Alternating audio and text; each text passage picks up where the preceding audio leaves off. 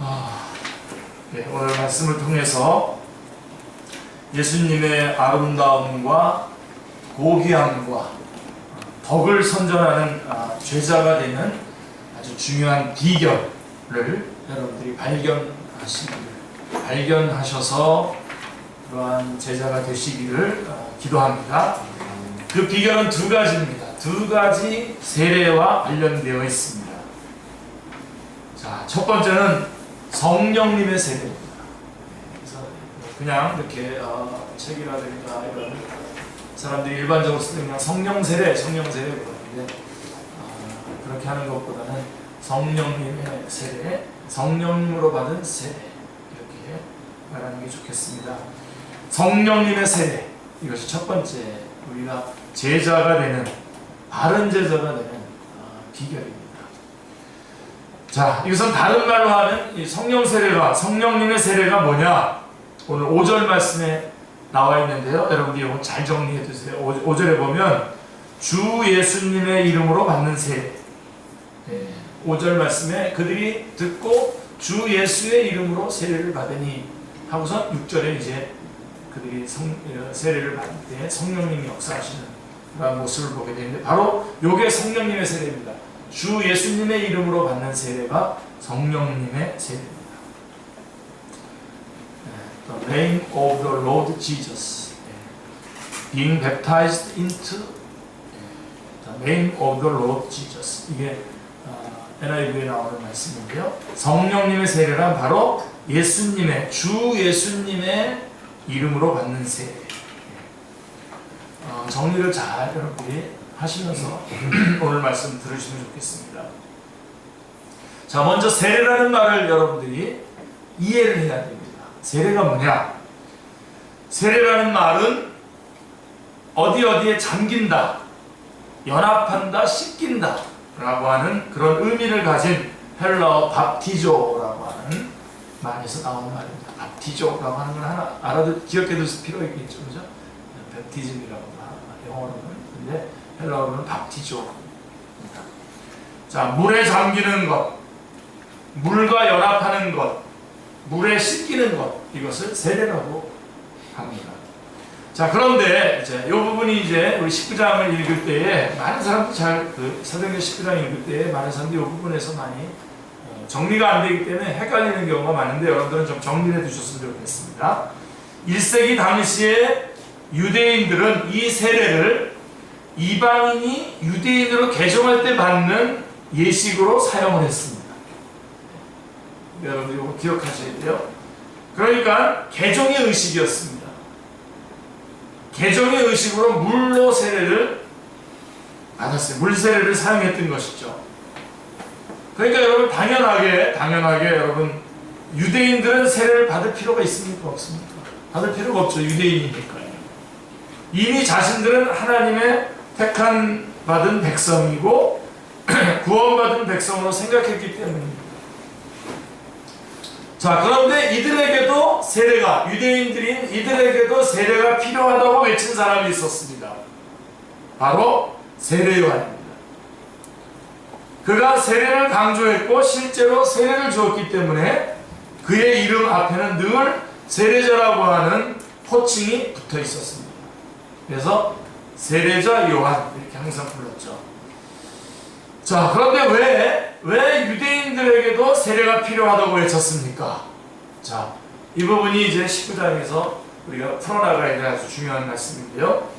자, 자신의 바로 뒤에, 세례 요한이 자신의 바로 뒤에 예수 그리스도가 오실 것인데, 그분을 영접하려면 유대인들이라고 할지라도 회개해야 하고 그 회개의 표시로 세례를 받아야 한다고 생각했던 것입니다.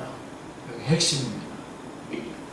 그래서 세례 요한은 유대인들에게 강력하게 회개를 촉구했고 세례를 받으라고 요청을 했습니다. 자, 그래서 세례 요한의 말을 들은 많은 유대인들이 회개의 세례를 받았습니다. 즉 무슨 뜻입니까? 이 회개의 세례를 받았다라고 하는 것은 이제 메시아가 오시면 영접하겠다라고 하는 의미로 물세례를 받은 것입니다. 그러니까 물세례를 받으면서 이제 내 뒤에 오시는, 세례 요한 뒤에 오시는 예수님, 그분을 내가 예수님으로 구주로 영접하겠다라고 하는 그러한 약속으로 이 물세례를 받은 것입니다. 회개의 세례를 받은 것입니다. 그러므로 세례 요한이 베푼 세례는 메시아를 맞을 준비를 시키는 세례로 회개의 세례였던 것입니다. 여기까지 정리가 되셔야 됩니다. 그 다음에 이거 물고 올라갑니다. 그런데 만약 어떤 사람이 회개의 물세례를 받았는데 정작 예수 그리스도를 알지 못하고 믿는 데까지 이르지 못한다면 그 세례는 여전히 미완성으로 남게 될 것입니다.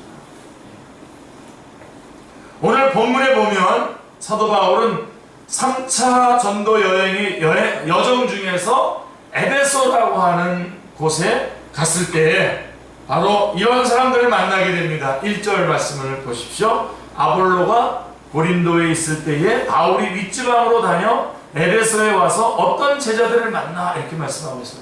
어떤 제자들을 만났다는 것입니다. 자, 여기에 나오는 바로 어떤 제자들이 바로 그들입니다. 물세례를 받고 회개의 세례를 받고서 이제 예수님이 오시면 그분을 구주로 영접하겠다라고 하는 회개의 세례를 받은 사람들이 바로 그들입니다. 성경은 그들을 제자들이라고 부르고 있습니다. 이들은 누구의 제자들입니까? 예, 어떤 사람들은 그들이 예수님의 제자들이 아직 예수님의 제자들이 아니라 세례 요한의 제자들이라는 의미에서 그렇게 불러졌다고 말을 하고 있는데요. 그렇지 않습니다. 문맥상 그들은 세례 요한을 따르는 제자들이 아니라 예수님을 따르지만 단지 세례 요한의 물세례만 아는 제자들, 예수님의 제자이지만 세례 요한의 물세례만 아는 제자들이라고 이렇게 보는 것이 정확한 해석인 것입니다. 그래서 그들은 겉으로 볼 때는 분명히 예수님을 따르는 제자들이었습니다. 분명히. 왜냐하면 사도행전 18장 25절에 보면 그가 일찍이 주의 도를 배워 열심으로 예수에 관한 것을 자세히 말하며 가르치나 요한의 세례만 알다는가. 그러니까 아볼로에 대한 얘기거든요. 사도 바울 직전에 아볼로라고 하는 사람이 예수님에 관한 일들을 에베소에서 가르쳤습니다. 그래서 예수님에 대해서 알고 있고, 그래서 그들은 예수님을 따르려고 했습니다. 그러나 세례 요한의 세례만 알고 있을 따름입니다. 그러니까 오늘날로 말하면 이렇게 적용할 수 있겠죠. 교회에 다니고 있기 때문에 그리스도인처럼 보이는 사람들이라고 말할 수 있겠죠. 교회는 다니고 있기 때문에 그리스도인처럼 보이는 사람들. 그런데 사도 바울이 그들을 만나보니까 뭔가 이상한 점이 있었어요. 그러니까 이 제자들을 만나보니까 이상한 점이 있었어요. 그래서 사도 바울이 그들에게 물었습니다. 그리고 대답했어요. 그들이 자 이르되 2절에 보면 이르되 너희가 믿을 때에 성령을 받았느냐? 라고 이렇게 물어봤습니다. 그랬더니 아니라 우리는 성령이 계심도 듣지 못했다. 성령님이 계시다는 것도 몰랐다는 겁니다. 바울이 다시 묻고 다시 그들이 대답하죠. 3절에 보면 그러면 너희가 무슨 세례를 받았느냐? 대답하되 요한의 세례니라 이렇게 말씀하고 있습니다. 여러분 이상한 점이 나왔죠. 이제 이상한 점이 나온 겁니다. 이런 것들을 딱 한 번에 파악할 수 있으면 참 좋은데 저는 이렇게 어떤 사람의 설교라든가 동영상을 보내오거나 어떤 글들을 보내오거나 책을 보내오거나 그러면 저는 이게 딱 들춰보면은 거의 다 합니다. 저한테 한번 가져와 보세요. 무슨 이렇게 다 만지면 그 사람이 그게 다 알게 되는 그런 게 아니라 딱 보면은 아는데 바로 여기서 두 번의 질문을 통해서 대답을 받고 난 다음에 보니까 이상한 점을 발견한 것입니다. 자, 이상한 점이 무엇 때문인지 이유가 밝혀졌죠. 그들은 세례 요한의 물세례만 받은 사람들이었습니다. 자, 이 회개의 세례죠. 그래서 이 세례를 받은 이유는 이제 예수님이 오시면 그를 믿고 그를 영접하고 그를 따르겠다라고 하는 그러한 회개의 세례를 받은 사람들입니다. 그렇죠? 그래서 세례 요한의 물세례만 받은 사람들인데 그들은 세례 요한의 뒤에 오시는 분이 그리스도인 것을 믿고 영접한다는 표시로 물세례를 받았던 것입니다. 그런데 정작 그리스도께서 오셨어요. 그리스도께서 이미 오셨고 모든 구속 사역을 성취하시고 그것을 믿는 자들에게 적용하시기 위해서 오순절날에 성령님을 보내셨지만 그들은 어떻게 됐습니까? 이 어떤 제자들은 그것을 알지도 들어보지도 못했습니다. 그래서 그들은 여전히 어떤 상태에 있습니까? 세례요한의 물세례에 머물러 있었습니다. 그들은 여전히 세례요한에게서 절정에 이른 구약시대에 살고 있었던 거예요. 그러니까 세례요한이 그 구약시대의 절정이지 않습니까? 구약시대에 보면 엘리야가 바로 이 세례요한 아닙니까? 엘리야라고 하는 표시가 나오지 않습니까? 기사에. 그 구약시대의 정점인 세례요한까지만 머물러 있는 거예요.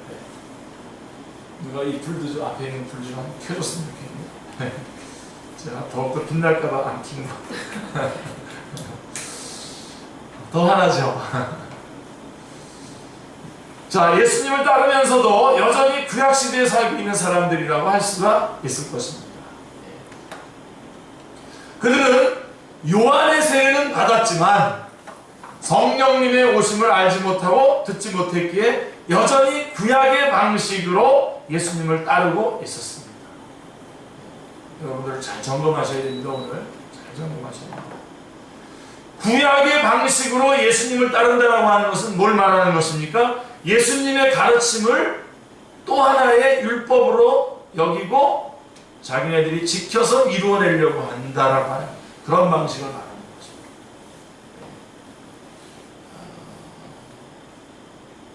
이문열 씨가 쓴 이문열 씨라고 아시죠? 사람의 아들이라고 소설에 보면 바로 이 선상수의 말씀을 지키려고 하는 그런 내용들이 나옵니다. 그러니까 구약의 방식으로 이거 좀 구약의 방식이라고 말하는 게 좀 민망하긴 합니다만은 어쨌든 여러분들이 이해가 쉽게 되게 하기 위해서 그렇게 말하는 건데요. 그러니까 예수님의 가르침조차도 하나의 다른 율법으로 여기며 따랐다라고 하는 의미인 것입니다. 예수님은 율법의 모든 의를 이루시고 죄사함, 구원, 영생, 믿음, 중생, 성화 등 모든 혜택들을 획득하시고 성령님을 보내셔서 예수님을 믿는 자들에게 값없이 주시는 일을 시작하셨는데 성령님으로 말미암아 이 주님으로부터 주님의 십자가로부터 획득한 그 모든 것들을 이제 예수님을 믿는 자들에게 다 적용하도록 성령님으로 하여금 역사케 하셨는데 시작하셨는데 이들은 아직 성령님을 알지도 듣지도 못했기 때문에 예수님의 가르침을 자신의 의지로 실천해야 하는 것으로 받아들이고 그렇게 있었던 것입니다. 그렇게 살고 있었던 것입니다. 아, 혹시 이거 남인데 내가 지금 이러고 있는데 제가 보면 그냥 뭉뚱그려서 얘기하면 누구누구라고 제가 지칭하지는 않겠지만 뭉뚱그려서 얘기하면 우리 축제교회 성도들 아니고요. 이런 마음으로 신앙생활을 하는 사람들이 많습니다. 율법적인 거죠.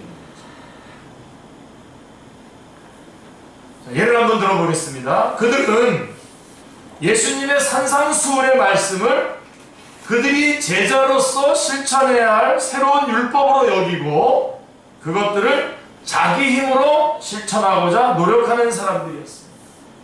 예를 들면 그런 것.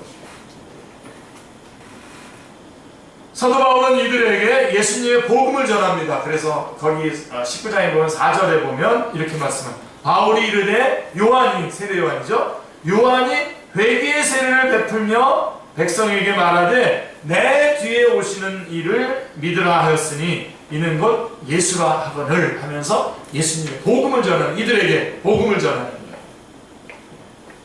거예요. 여전히 예수님에 대해서는 알고 있고 그분이 오시면 그분을 믿기로 작정을 하고 회개의 세례를 받았지만 그들은 예수님을 아직 믿고 있지 않았던 것입니다. 예수님을 믿지 않았기에 예수님을 성령님의 역사하심도 받아들일 수가 없는 그런 상태에 있는 사람을 말하는 것입니다. 그래서 5절에 보면 그들이 듣고 주 예수의 이름으로 세례를 받으니, 바로 요 주 예수의 이름으로 받는 세례를 뭐라고 그랬죠 아까? 성령님의 세례라고 했습니다. 우리 축제교회에서 설교하는 사람은 참 복받은 사람입니다. 이게 성령님의 역사 안에서 이렇게 교통이 되지 않습니까? 자, 6절을 보면 제가 바로 복받은 사람이라는 뜻입니다. 자, 6절을 보면 바울이 그들에게 안수함에 성령이 그들에게 임하심으로 방언도 하고 예언도 하니라고 말씀하고 있습니다. 예, 할렐루야. 성령님이 이제 임하십니다. 자, 작은 규모의 오순절의 역사가, 자, 제가 3주 동안 계속 설교하고 있는 거죠. 첫째 주에, 지난 세 주 전에 8장에서 사마리아에서 바로 이런 성령님의 오순절의 역사가 있었죠. 그죠? 8장에서. 사마리아 땅에서 있었고, 자, 10장에서, 사도행전 10장에서 고넬료의 집에서 바로 이런 또 놀라운 생명의 역사가, 오순절의 역사가 일어났죠. 일어난 것처럼 여기 19장에서도 세례 요한의 물세례만 알고 있던 이 소수의 제자들, 몇 명이죠? 네, 한 12명쯤 된다고 되어 있어요. 우리 성경에는요. 다른 성경에는 12명이라고 그냥 아예 이렇게 되어 있는데, 우리 성경에는 12명쯤 되는 이 소수의 제자들에게 에베소에서 작은 오순절의 역사가 일어난 것입니다. 그게 사도행전 19장에 기록 내용입니다. 할렐루야. 네. 자, 여기서 우리는 성경의 생각, 곧 하나님의 생각을 알 수 있게 되는데 꽉 붙잡으셔야 됩니다. 그것은 바로 예수님의 제자는 성령님의 세례를 받아야만 한다는 것입니다. 네. 예수님의 이름으로 세례를 받음으로 성령님이 임하시는 성령님의 세례를 받아야 예수님의 제자가 될 수가 있는 것입니다. 다시 말하면 성령님의 세례를 받아야 예수님을 따르는 참 제자가 될 수 있다는 것입니다. 할렐루야. 자, 왜 그렇습니까? 성령님의 세례를 받는다, 곧 예수님의 이름으로 세례를 받는다는 말은 성령님을 통해서 예수님과 예수님의 인격과 예수님의 사역과 연합한다는 의미이기 때문입니다. 할렐루야. 바로 이게 연합이 안 돼 있으면 안 됩니다. 성령님의 세례를 받는다라고 하는 것은 뭘 말하냐면 예수님의 그 인격, 예수님의 그 인격과 예수님이 하시는 그 사역, 십자가에 달려 돌아가시는 그 사역과 내가 연합을 하는 겁니다. 그게 성령님의 세례입니다. 주 예수 그리스도의 이름으로 받는 세례가 바로 이 세례인 것입니다. 그래서 제자는 이러한 예수님의 인격과 예수님의 사역과 연합하는 이 세례를 받지 않으면 참 제자가 될 수가 없습니다. 아멘입니까? 네. 여러분 안에서 이것이 부담입니까? 기쁨입니까? 기쁨도 돼야 되고, 만약에 그렇게 되지 않았다면 여러분 지금 이 시간에 주님 앞에 요청하셔야 됩니다. 성령님 내게 임하여 주시옵소서.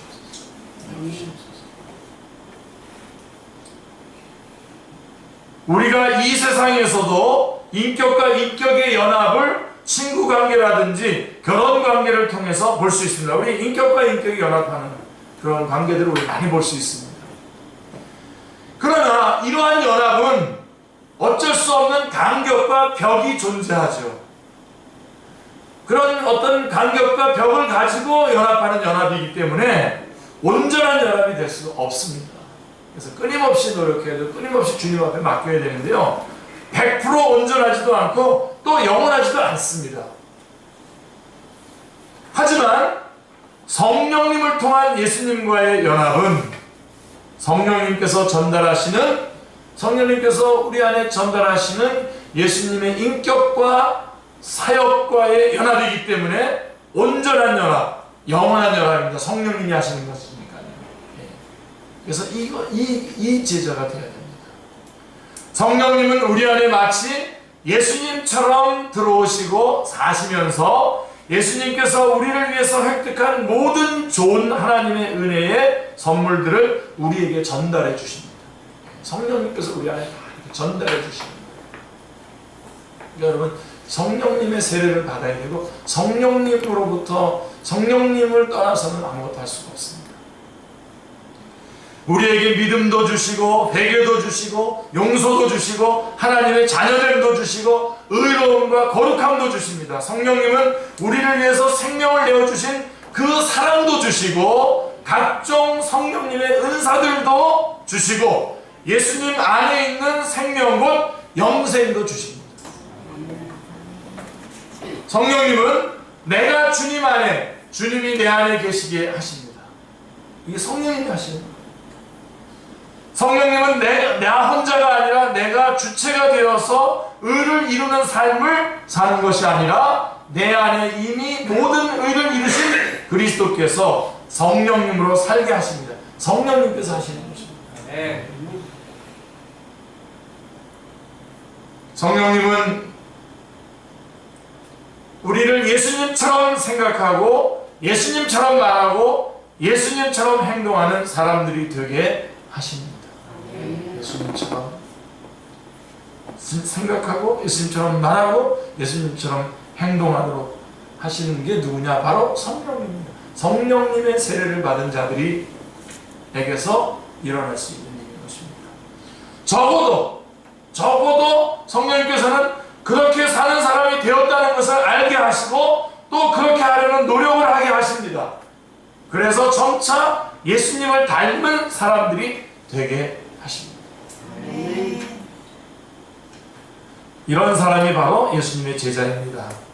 할렐루야. 성령님의 세례를 받은 예수님의 제자들이 되시길 바랍니다. 자, 그런데 이것은 흉내로 되는 것이 아닙니다. 흉내낸다고 되는 게 아니에요. 흉내내는 사람들 많아요. 흉내내다가 지쳐가지고 꼬꾸라지는 사람들이 얼마나 많습니다. 흉내내다가 돈 보고선 꼬꾸라지고 흉내내다가 다른 거 보고선 헷갈려서 헷갈아 넘어가고 그런 사람들이 얼마나 많습니다. 또 이것은 교회를 오래 다닌다고 되는 것도 아닙니다. 분명하게 선언합니다. 제가 또 엄청난 의지로 투쟁해서 되는 것도 아닙니다. 오직 성령님의 세례로만 가능한 일입니다. 성령님을 통해서 예수님과 연합하는 세례를 받아야만 가능한 일이요, 성령님께서 그 사람 안에 들어와서 사셔야만 가능한 일입니다. 우리가 바로 그러한 제자들이 다 되시길 바랍니다. 어떻게 보면 우리 인간의 힘으로서는 불가능한 일입니다. 오직 하나님께서 하시는 일입니다.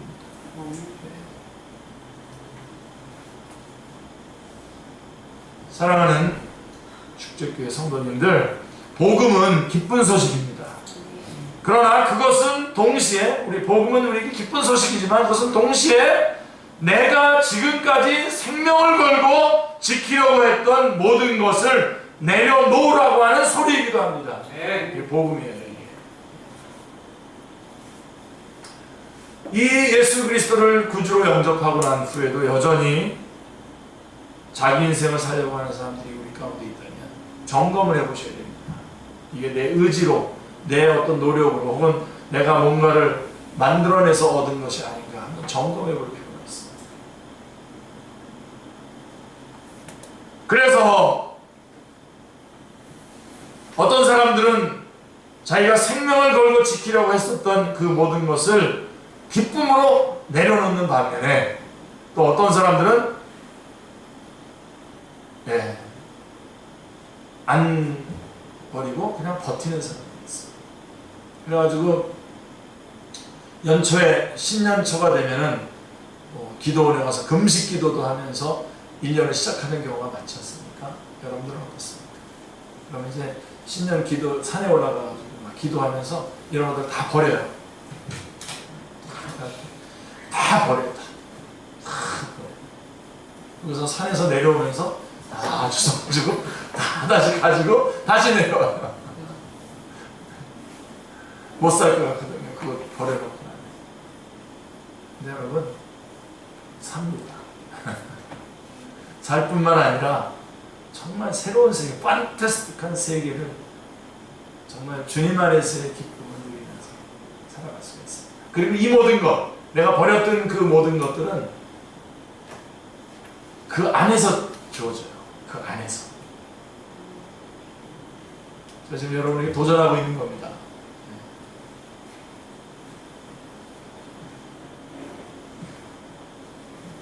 요한의 세례만 알았던 12명쯤의 제자들은 사도 바울이 전해준 복음을 듣고 예수님을 믿고 영접하고 세례를 받았습니다. 이게 5절의 말씀입니다. 하지만 어떤 사람들은 9절에 보면 어떤 사람들은 어떻게 했죠? 마음이 굳어서 순종하지 않고 무리 앞에서 이 돌을 비방했다고 했습니다. 그게 9절입니다. 누가 역사하는 겁니까? 이거 성령님이 역사하십니다. 복음이 전해지는 곳에는 이렇게 늘 영접하고 성령님의 세례를 받는 사람과 마음을 완고하게 하고 비방하는 사람으로 나누어지는 것을 봅니다. 절대로 인위적으로 되는 게 아니에요. 성령님의 역사예요. 우리가 복음을 들었을 때 마음을 완고하게 하지 않고, 저는 이게 눈물이 납니다. 이 부분이. 여러분들도 반대편에 비방하는 편에 서 있을 수도 있지 않습니까? 있었을 수도 있었던 사람들 아닙니까? 근데 우리가 복음을 들었을 때, 우린 다 어떤 사람들입니까? 우리가 복음을 들었을 때 마음을 완고하게 하지 않았어요. 네? 그렇게 고집이 세고 그렇게 까다롭던 놈이 저를 말하는 이 복음 앞에는 완고하게 굴지 않고 믿음으로 영접하고 성령님의 세례를 받았다는 것이 얼마나 놀라운 은혜입니까? 할렐루야. 여러분 다 그런 사람들이죠. 네. 이것만으로도 여러분 주님 나라, 주님 오실 때까지 감사하면서 살아갈 수 있습니다. 할렐루야. 아멘. 다른 어떤 은혜 구하지 않겠다고 우리 찬양하는 것처럼 그 찬양하시면서 그 고백하시고,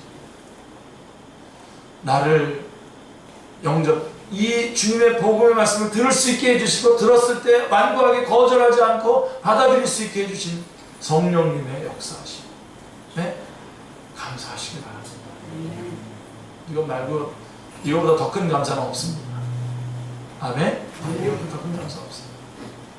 네, 이 감격으로 살아가시기 바랍니다. 세상이 우리를 세상이 우리를 어떻게 할퀴고 우리를 어떻게 막 휘둘르고 박해한다고 하더라도 주님께서 내 안에 이루어주신 주의 말씀이, 복음이 전해지게 해주셨을 뿐만 아니라 그 복음의 말씀을 들을 때 완고하지 않고 그 복음을 받아들일 수 있게 해주신 이 은혜, 비교가 안 됩니다. 비교가 안 됩니다. 할렐루야. 그 감사로 살아가시길 바랍니다. 사도 바울이 항상 기뻐하라, 쉬지 말고 기도하라, 범사에 감사하라 그랬을 때 저 사람 무슨 그렇게 핍박도 많이 받았는데 무슨 피약대증 환자인가? 어떻게 범사에 감사할 수 있어? 이렇기 때문에 범사에 감사할 수 있는 겁니다. 내가 죄인 가운데 있을 때 죄와 사망과 심판과 지옥의 길을 가고 있을 때 주님께서 오셔서 주의 복음을 우리에게 복음을 전해 주셨을 뿐만 아니라 그 복음을 받아들일 수 있도록 완고하지 않게 복음을 받아들일 수 있도록 해주신 그 성령님의 역사가 있기 때문에 범사에 감사할 수가 있는 것입니다. 항상 여러분 아침에 일어나면 거기서부터 출발하시길 바랍니다. 네. 나를 구원하신 주님의 그 구원하신 주님의 나를 구원해 주시고 구원받은 자로서 오늘도 하루를 펼쳐주셨구나 주님께서. 아멘 하고서 출발할 수 있는 여러분들 다 되시길 바랍니다.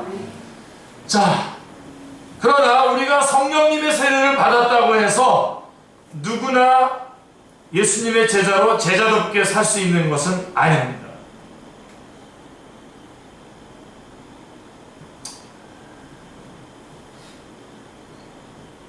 제가 준비한 중요한 진술 하나 빼먹고 넘어갔는데,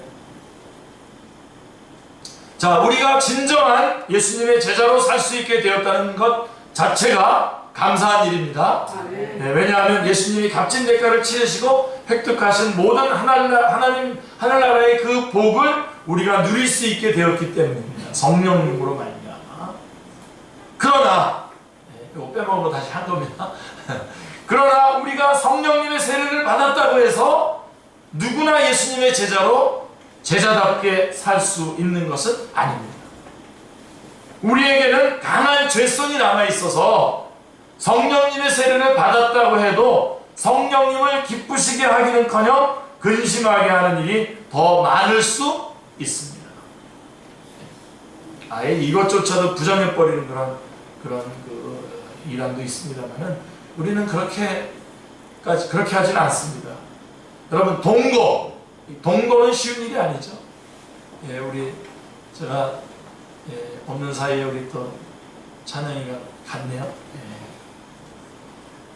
떨어져 있으면 또 보고 싶은데 같이 있으면 뭐야 이놈 이거 이럴 수 있는 가능성이 많습니다. 그래서 여러분 그거 여러분 잘 하셔야 돼요. 같이 동거 여러분 절대로 쉬운 일이 아닙니다. 자, 우리가 성령님을 통해서 예수님께서 획득한 모든 좋은 하늘의 은사들을 받았다고 해도 곧바로 예수님의 제자로 살 수 있는 것이 아닙니다. 이런 양상을 좀 아시라고요. 예.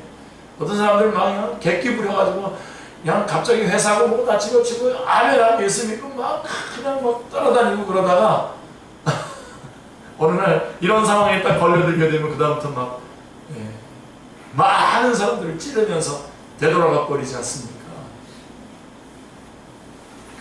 자, 이렇게 살 수도 우리가 진정한 예수님의 제자로서 예수 그리스도의 아름다운 덕을 선전하는 사람이 되기 위해서는 한 가지 세례를 더 받아야 됩니다.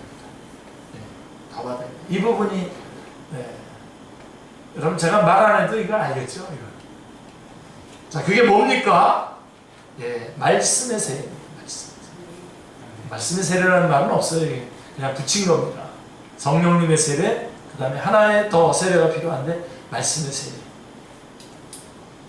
한마디로 무슨 말씀이냐면 말씀에 푹 젖어드는 것, 그게 필요해요.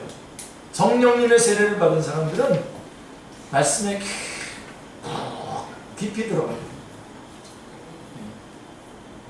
저는 그걸 기다립니다, 여러분. 여기 우리 청년부 리더도 있고 여기 다 리더다, 선교사 나가지 준비된 사람들도 있지만요, 이거 안 되면요 제가 말릴 겁니다. 말씀에 푹 젖어드는, 다시 말해 요즘 말로 하면 쉽게 말하면 뭐죠? 말씀에 찌는 거죠. 쩌는 거죠. 찌는 게 아니라 쩌는 거. 성령님의 세례를 받고 말씀에 쩔어 이렇게 써도 됩니까, 국어 선생님? 말씀에 쩌는 것. 정말 이걸 보고 싶어요, 저는. 우리 여기 이미 우리 엘리자베 변호사들은 말씀에 쩔기 위해서 지금 성경 관통도 하고 책도 구약 관통, 신약 관통 막 하고 그러는데요. 아직 저는 마음이 지금 흡족하지는 않습니다, 솔직히. 말씀에 쩔어. 어떻게 하든지 하면 여러분들이 맡겨진 일이 있어요. 직장도 있고 하는 일도 있지만 그 일도 열심히 하지만 짬짬이 말씀 보고 짬짬이 말씀 배우고 짬짬이 말씀 연구하고 물어보고 말이에요. 오늘 요절 말씀, 9절 말씀 뒷부분을 한번 보십시오. 이렇게 되어 있어요. 바울이 그들을 떠나 제자들을 따로 세우고 두란노 서원에서 날마다 강론하니라, 이렇게 되어 있어요. 9절 말씀이 요절입니다, 오늘. 제가 성경 요절을 써놓고 가로치고 절수 하나를 더 썼는 게 그게 우리 주보에 항상 보시면 그게 요절이에요. 9절 말씀이 요절인데 바울이 그들을 떠나 제자들을 따로 세우고 두란노 서원에서 날마다 강론하니라 말씀하고 있습니다. 10절에 보면 뭐라고 되냐면 2년 동안이나 계속되었다는 것입니다. 2년 동안. 2년 동안 계속되었고 그 결과로 아시아 지방의 모든 유대인과 그리스도인이 주님의 말씀을 듣게 되었다고 성경은 말씀하고 있습니다. 10절이죠. 그리고 19장 20절에 가보시면, 우리가 본문으로 읽지는 않았지만 19장 20절에 가보면, 그래서 에베소 사역을 한마디로 뭐라고 평가하고 있냐면 20절에 이와 같이 주의 말씀이 힘이 있어 흥왕하여 세력을 얻으니라 라고 정리해주고 있습니다. 우리 교회 안에, 그리고 우리 교회를 통한 열방으로 향한 역사가 바로 이런 역사가 되기를 주님의 이름으로 축원합니다. 여러분들이 바로 그 사람들이 되시길 바랍니다. 사도 바울의 에베소 사역은 한마디로 주님의 말씀이 흥왕하여 점점 힘있게 퍼져나가는 사역이었던 것입니다. 자, 여기서 주님의 말씀은 복음을 말하는 것입니다. 복음은 구체적으로 예수님의 인격과 사역에 관한 소식입니다. 예수님의 인격과 사역에는 하나님의 뜻과 의지가 담겨져 있습니다. 결국 말씀이 힘있게 퍼져나갔다는 것은 예수님의 인격과 사역이 전파되었다는 것이요, 그 안에 있는 하나님의 뜻과 의지가 사람들 가운데 실현되는 역사가 힘있게 일어났다라고 하는 의미인 것입니다. 사도 바울과 제자들을 통해서 예수님의 아름다운 덕이 선전되고 그것이 온 아시아 지방으로 퍼져나갔다라고 하는 의미입니다. 이것의 구체적인 열매로 에베소 교회를 중심으로 해가지고요, 그 주변에 있는 많은 교회들이 세워졌는데요, 그 라이커스, 에베소 지방을 중심, 골로새 지역 쪽에 라이커스 계곡이 있는데, 라이커스 계곡에 골로새, 히에라볼리, 라오디게아 교회들이 세워졌고요, 그 다음에 소아시아 지역으로 서머나, 버가모, 두아디라, 사데, 필라델피아 교회 등이 여러 교회들이 속속 세워지게 되었습니다. 에베소를 중심으로 해서 이렇게 쭉 퍼져나간 겁니다. 자, 그런데 그 일이 어디서부터 시작됐냐? 오늘 본문은 우리에게 이것을 알려주고 있는데, 그러한 많은 교회들이 세워져서 하나님의 말씀이 흥왕하게 된 그 출발 지점이 어디냐면 9절 뒷부분과 10절 앞부분에 나와 있는데요, 9절 뒷부분입니다. 바울이 그들을 떠나 제자들을 따로 세우고 두란노 서원에서 날마다 강론하니라. 10절 앞부분입니다. 2해 동안 이같이 하니 라고 말씀하고 있습니다. 자, 쉬운 성경으로 다시 한번 읽어드리겠습니다. 그래서 바울은 그런 사람들을 떠나 신자들을 데리고 두란노 학원으로 가서 날마다 사람들과 토론을 했습니다. 이 일은 2년 동안 계속되었습니다 라고 말씀하고 있습니다. 사도 바울과 성령님의 세례를 받은 12명쯤 되는 제자들은 2년 동안 그야말로 말씀에 쩔어서 지냈습니다. 말씀에 쩔어서. 그들은 날마다 두란노 학원에서 사람들과 토론했습니다. 물론 토론의 주제는 성경 말씀과 예수님의 복음과 관련된 모든 성경 말씀이었을 것입니다. 여기서 우리는 두 단어에 주목해야 되는데, 하나의 단어가 뭐냐면 9절 뒷부분하고 10절 앞부분에서 우리가 두 단어를 우리가 꼭 기억해야 되는데, 하나는 날마다라고 하는 단어. 날마다. 2년 동안 날마다. 며칠입니까? 2년 동안이면 730일입니다. 730일. 자, 우리가 일주일에 한 번씩 성경 공부를 하는 것으로 친다면 무려 730주를 성경 공부를 한 건데, 이거는 14년간 한 성경 공부를 말하는 거죠. 14년.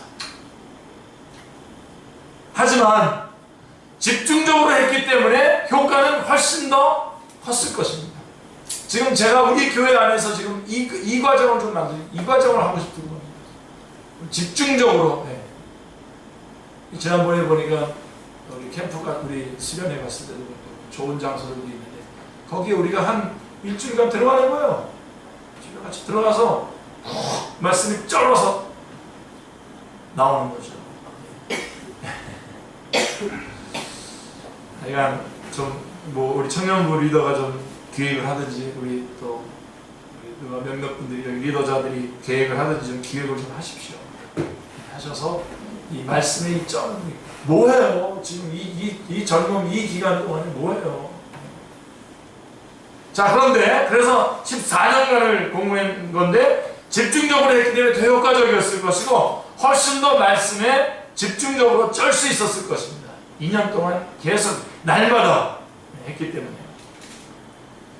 오늘날 사람들은요, 말씀 공부, 말씀 읽기, 말씀 듣기, 혹은 뭐 말씀 암송, 이거 여기에다가 시간 내는 거 아주 매우 아까워합니다.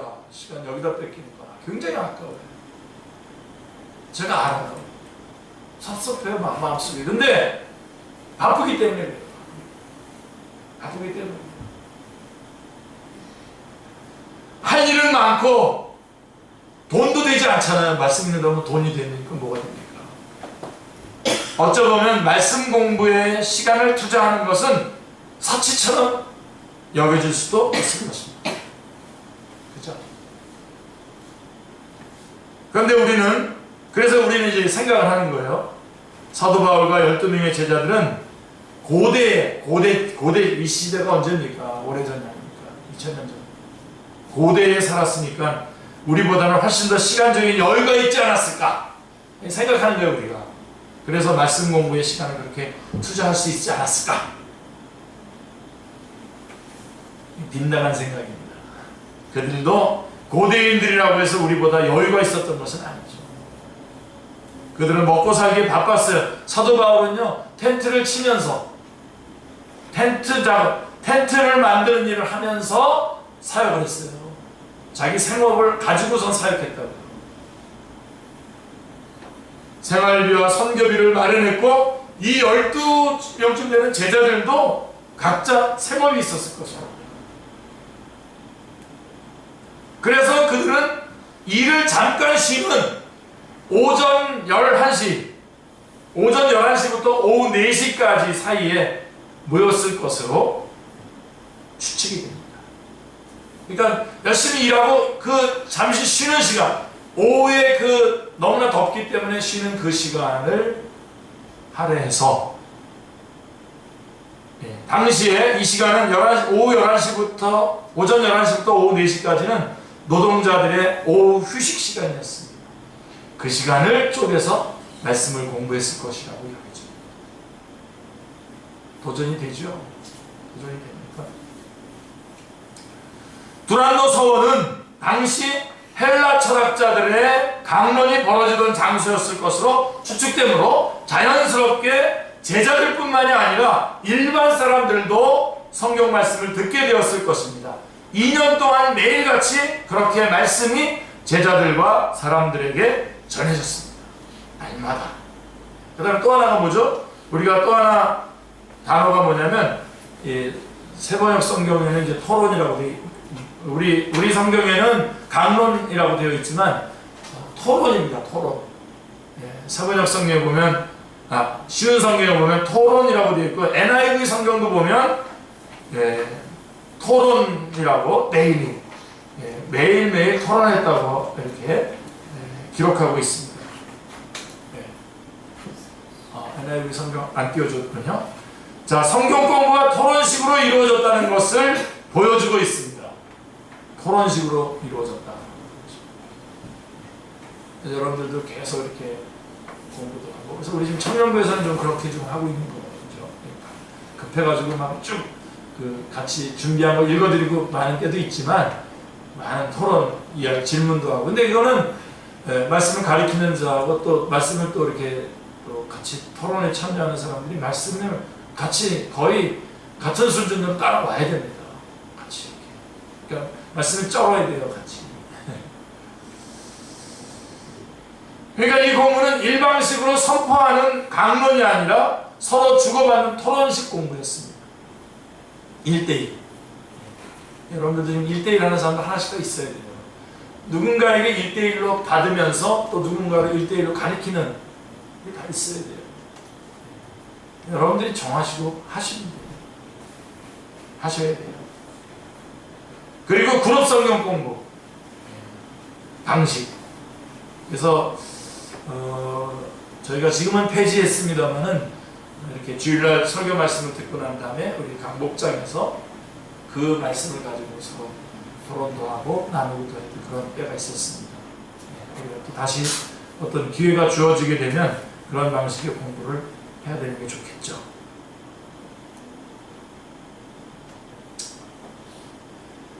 그래서 토론식 성경 공부는 누군가의 일방적인 생각을 받아 적는 식의 공부가 아닙니다. 묻고 답하고 자신의 의견을 개진하는 방식의 공부입니다.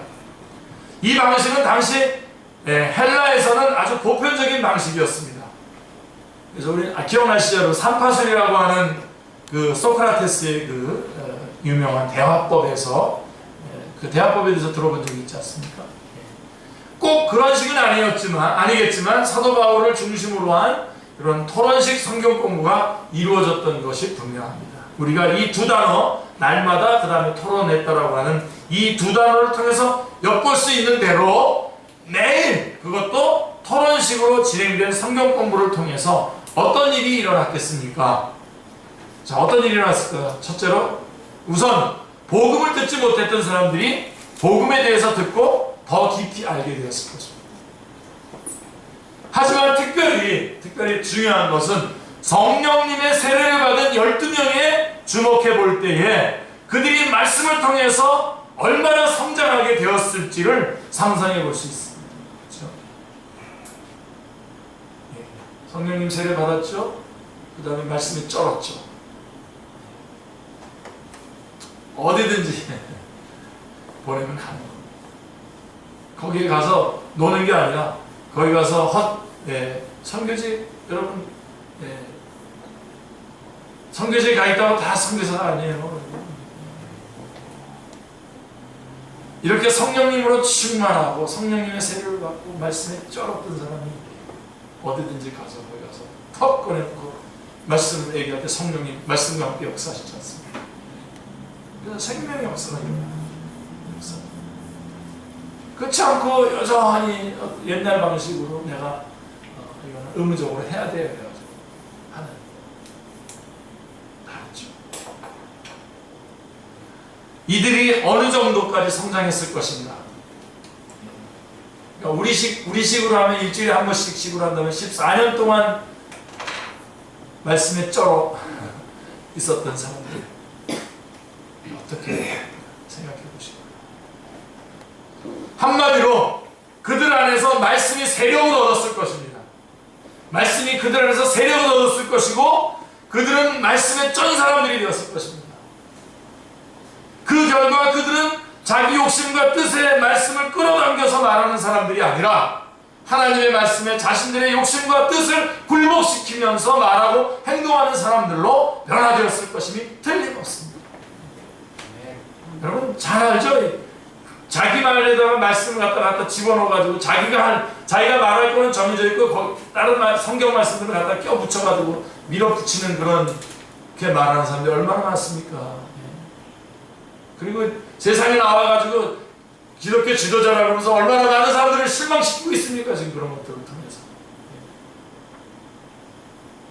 그러나 이들은 말씀에 쩔어서 성장했기 때문에 하나님의 말씀에 자신들의 욕심과 뜻을 굴복시켜서 말하는 그리고 행동하는 사람들로 변화되었을 것이 틀림이 없습니다. 이렇게 해서 보낸 사람들은 가볼 필요도 없어요. 선교지에 가볼 필요도 없어요.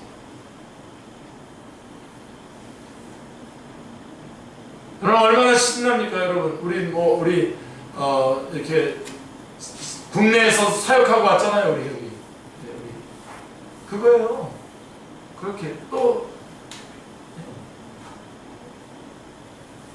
가자게 되고 국내에 가고 또 이번에는 못 갔지만 또 이렇게 후원하고 또 이렇게 하면 그게 말씀에 쩔어서 그런 성령님의 세례가 말씀 쩔어서 그렇게 가서 역사하고 왔다고 생각해 보십시오. 왜 우리가 다 끄덕끄덕 모아나가면 됩니까? 이렇게 여러분 되면 여러분 국내사역 우리 여기 이제 그 팀에서 국내사역 하세요. 이제 국내사역해서 탁 둘만 가지 마시고 몇 명 데리고서 같이 탁 갔다 와서 같이 얼마나 좋아요. 네? 우리는 규모가 작으니까 우리가 주최할 수는 없지만 우리 또 이렇게 주최하는 것이 있고 가서 같이 사역하고 얼마나 귀한 사역들입니까? 이런 것들이 만약에 말씀에 쩐 것이 없이 한다고 생각해보세요. 얼마나 허망하겠어요. 제가 너무 기뻐요. 이번 주에 와보니까 너무 기뻐요.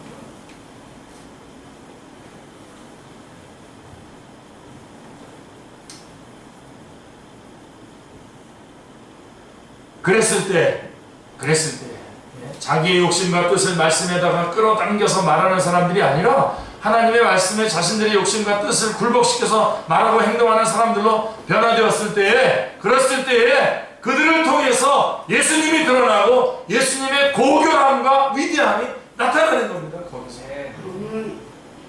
한국교회는요, 본래 성경 기독교라고 불려질 만큼 성경을 사랑하는 사람들의 모임이었습니다.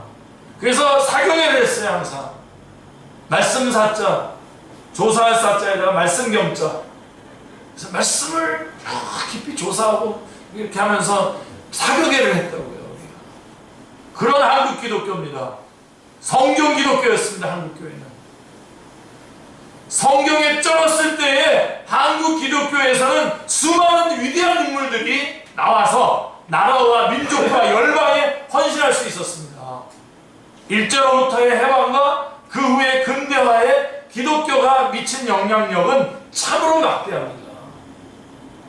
그러나 언제부턴가 한국 기독교는 성경을 멀리하기 시작했습니다. 성경 말씀의 쩔기보다는 복을 전하는, 있지도 않는 어떤 복을 전하는, 축복한다 그러면서 그러한 온갖 사설에 쩔어 있습니다. 지금 저조차도 막 유혹을 받아요. 저렇게 해서라도 좀 사람을 좀 많이 모아볼까? 막 유혹을 받는다니까요. 하도 그렇게 얘기하니까요. 그랬을 때, 복을 전하는 온갖 사설에 쩔었을 때에 기복주의, 대금주의, 성장제일주의의 흐름에 몸을 맡기는 그러한 형국으로 지금 흘러가고 있습니다. 한국교회가. 부정할 수 없습니다. 이곳저곳에서 무늬만 제자인 사람들이 나와가지고 엉뚱한 소리를 해냄으로써 기독교 전체를 개독교로 만들어가고 있는 그런 시대에 지금 살고 있습니다. 말씀이 없으니까요. 그렇게 말하는 지도자면 그런 말에 우우거리면서 따라가는 그런 말씀 없는 무늬만 그리스도인 사람들이 얼마나 또 많습니다. 그래서 진짜로 하려고 하는 사람들은 오히려 그리스도인들이 박해요. 무늬만 그리스도인, 무늬만 제자들이 박해한다. 그때가 참 피눈물이 나겠지만,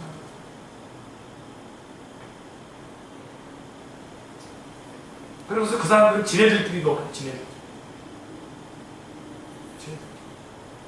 우리 뭐 세상에 뭐 재벌 무슨 아들들끼리 같이 노는 것처럼요. 지네들끼리.